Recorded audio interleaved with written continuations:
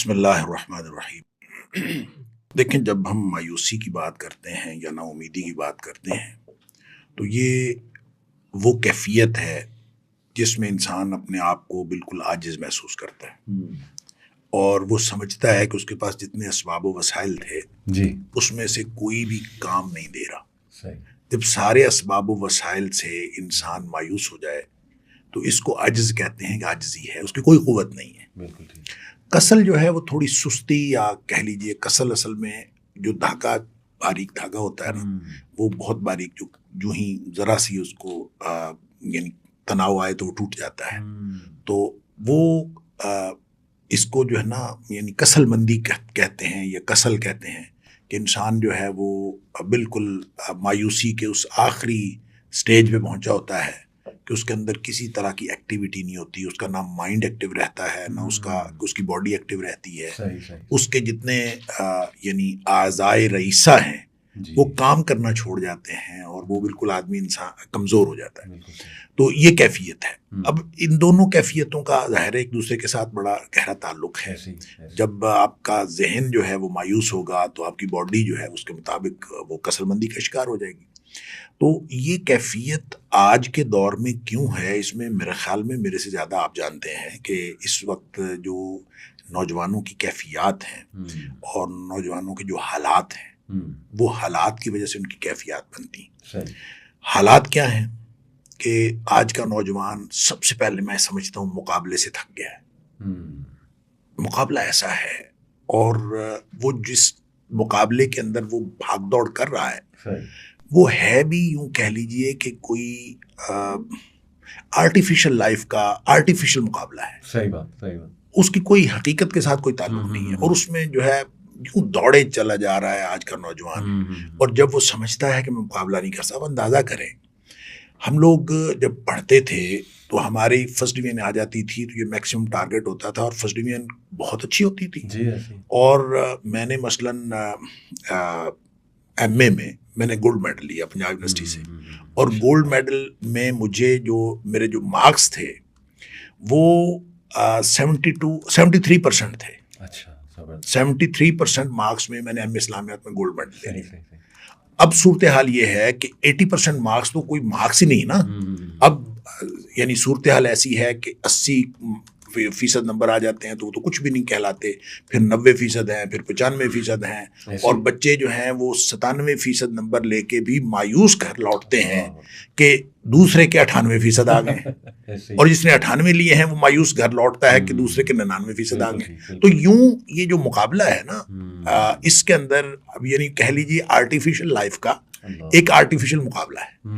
نوجوان جب اپنے آپ کو تھکا ہوا محسوس کرتا ہے، اور تھکا ہوا کیوں نہ محسوس کرے کہ جب اس کو ہر سٹیپ پہ مایوسی ملتی ہے، اور وہ والی تھنکنگ تو اب ختم ہو گئی ہے کہ چلیں مجھے کچھ بھی اللہ نے دیا ہے تو بہتر ہے اپنے آپ کو۔ یہ نا مجھے ایک واقعہ یاد آیا، جب ہمارا ایم اے کا پارٹ 1 کا رزلٹ آیا تو ہمارا پورا گروپ جو تھا ان کی فرسٹ ڈویژن آئی پارٹ 1 میں۔ ایک ہمارا دوست تھا، اب وہ اس دنیا میں بھی نہیں رہا، اللہ تعالیٰ ان کی مغفرت فرمائے، تو اس کی سیکنڈ ڈویژن آئی۔ اچھا، ہم سب لوگ جو ہیں وہ اس کے پاس گئے اظہار ہمدردی کے لیے کہ اس کے ساتھ اظہار ہمدردی کریں کہ آپ کے نمبر کم آئے، یعنی اس کی سیکنڈ ڈویژن آئی، ہم سب کی فرسٹ ڈویژن آئی۔ تو وڈ یو بلیو کہ ہم ان کے پاس بیٹھے تھے تو اس نے مختلف لوگوں کے بارے میں پوچھا، فلاں کے کتنے نمبر ہیں، فلاں کے کتنے نمبر ہیں، فلاں کے کتنے نمبر ہیں۔ اچھا، جن کے بارے میں پوچھ رہا تھا ان کے نمبر اس سے بھی کم تھے۔ اچھا، اس نے وہاں پھر ایک شعر پڑھا جو مجھے آج تک یاد ہے۔ اس نے کہا، یہ بھی کیا کم ہے کہ میرے جلتے ہوئے گھر کا دھواں، یہ بھی کیا کم ہے کہ میرے جلتے ہوئے گھر کا دھواں تیرے ایواں کی فصیلوں سے ذرا اونچا ہے۔ زبردست، بالکل ٹھیک۔ یعنی اس کو نا، یعنی اس نے بالکل اس میں ایسا ذرا بھی اس نے افسوس نہیں کیا۔ اس نے کہا بھی اس سے بھی میرے نمبر زیادہ ہیں، اس سے بھی میرے نمبر زیادہ ہے۔ یہ پازیٹیو تھنکنگ ہے۔ اور اب جو مقابلہ ہے وہ نیگیٹو تھنکنگ کا مقابلہ ہے۔ لوگ یہ سوچتے ہی نہیں کہ میرے نمبر اس سے زیادہ ہے۔ ہماری ایک بھتیجی ہوا کرتی تھیں، اور اللہ بخشے وہ بعد میں وہ ینگ ایج میں فوت ہو گئی، تو انہوں نے ایک دفعہ اپنے دادا سے جا کے بات کر رہی تھی، تو دادا جی نے کہا کہ تم سیکنڈ آئی ہو، تم فرسٹ نہیں آئی۔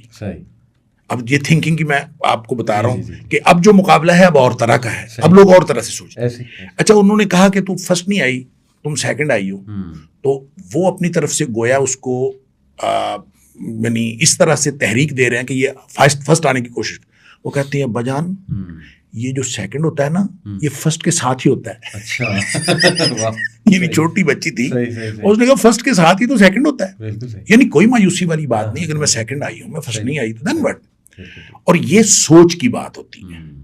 اور میں ایک اور واقعہ میں نوجوانوں کے لیے سنا دوں. ہماری ایک بھانجی ہے, اس نے ایم اے اسلامیات میں داخلہ لیا اور اس کے نمبر اتنے اچھے تھے بی اے میں کہ وہ انگلش میں بھی جا سکتی تھی, کسی اور سبجیکٹ میں بھی جا سکتی تھی. ان کی والدہ جو ہماری باجی, انہوں نے میرے ساتھ مشورہ کیا کہ اس کو کس میں داخل کروائیں. تو میں نے کہا اس کو آپ اسلامیات میں داخل کروائیں, اس لیے کہ جو ٹرمینل ڈگری ہوتی ہے نا وہ بندے کے ذہن پر بڑا گہرا اثر چھوڑتی ہے, اور آدمی پوری زندگی اس کے مطابق سوچتا ہے جو ٹرمینل ڈگری اس نے لی ہوتی ہے. تو آپ ان کو اسلامیات کروائیں تاکہ پوری زندگی جو ہے نا ان کو اسلام ان کے ذہن پہ غالب رہے. تو بہرحال وہ چونکہ فرسٹ آ رہی تھی, میٹرک میں فرسٹ ٹاپ کیا, ایف اے میں ٹاپ کیا, بی اے میں ٹاپ کیا کالج اپنا, تو میرا خیال تھا یہاں بھی ٹاپ کرے گی. تو یہاں جب اس کا رزلٹ آیا پارٹ 2 میں, تو اس وقت صورتحال یہ ہوتی تھی, اینول سسٹم تھا, تو 1-2 دن پہلے بورڈ آف ایگزامینرز کا اجلاس ہوتا تھا.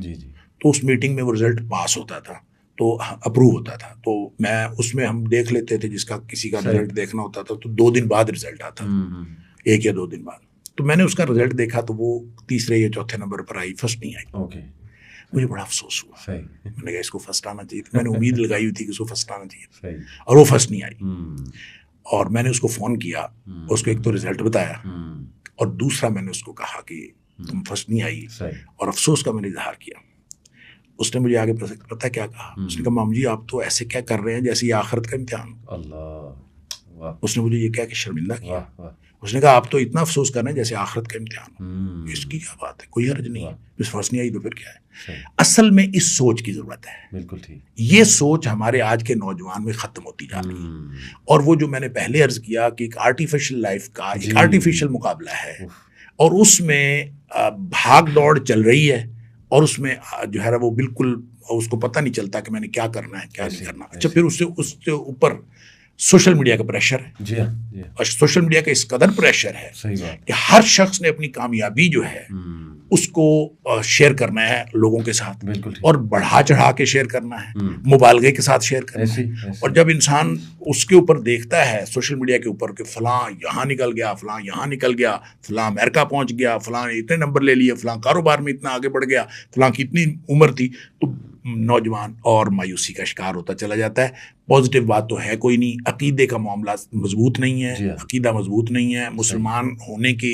اعتبار سے جو سوچ ہونی چاہیے تھی وہ سوچ نہیں ہے, گھریلو جو پرورش ہے اس کے اندر وہ ایلیمنٹ بہت کم ہے یا ہے ہی نہیں, اس کا فقدان ہے, جس کی وجہ سے اس کا عقیدہ درست ہونا تھا, جس کی وجہ سے اس کو امید رکھنی تھی, وہ ساری ختم ہوتی جا رہی ہے. اس لیے میں یہ سمجھتا ہوں کہ نوجوان جو ہے وہ دن بدن وہ اور پھر بے روزگاری اور جو معاشی پریشانیاں ہیں, پھر معاشرتی تعلقات بھی اس کے ساتھ وابستہ ہیں. یعنی کوئی شخص جو ہے وہ کسی کو منہ لگانے کے لیے تیار نہیں ہے. جب اس کو پتہ چلے کہ یہ معاشی طور پر ابھی کوئی کامیاب آدمی نہیں ہے تو لوگ جو ہے اس سے تعلق رکھنا پسند نہیں کرتے. یعنی ذرا سا آپ کو بتا دیں کہ میں بے روزگار ہوں یا میں کچھ نہیں کرتا, تو لوگ بظاہر جتنا مرضی آپ کا امپریشن اچھا ہو, آپ کی گفتگو اچھی ہو, آپ کی بیہیویئر اچھا ہو, اس کو وہ کسی کھاتے میں نہیں لگاتے. وہ آپ کی معاشی جو حالت ہے اس سے آپ کے معاشرتی تعلقات کی بنیاد بنتی ہے, اسی سے لوگ اندازہ کرتے ہیں.